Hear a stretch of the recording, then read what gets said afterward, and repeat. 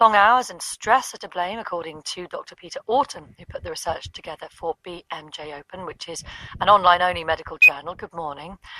Good morning. What specifically have you found? And tell us a bit about this depersonalisation that doctors are experiencing.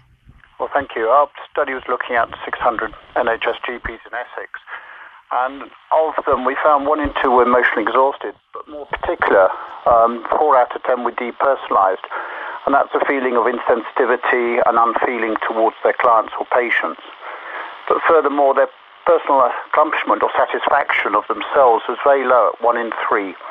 And this, I think, has quite interesting implications on the care for their patients. Yeah, it's interesting. When I mentioned this last night on Twitter, the response I got was not a wholly sympathetic one. People perceive doctors as being well paid. They no longer have the out-of-hours commitments that they once did, that their lives are relatively comfortable. I think doctors have got a very difficult job to perform.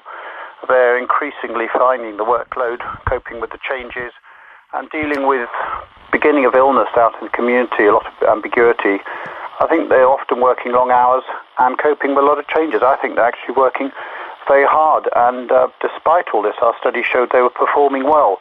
They still managed to care for their patients, and despite all the stresses they're facing. You're saying they're suffering from emotional exhaustion and stress, and yet this is at a time when the government is wanting to hand more responsibility to doctors with GP commissioning.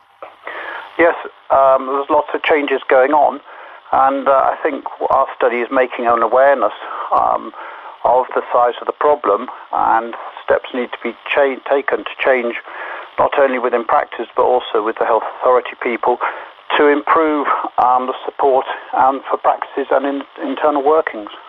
Thank you for your time, Dr. Peter Orton.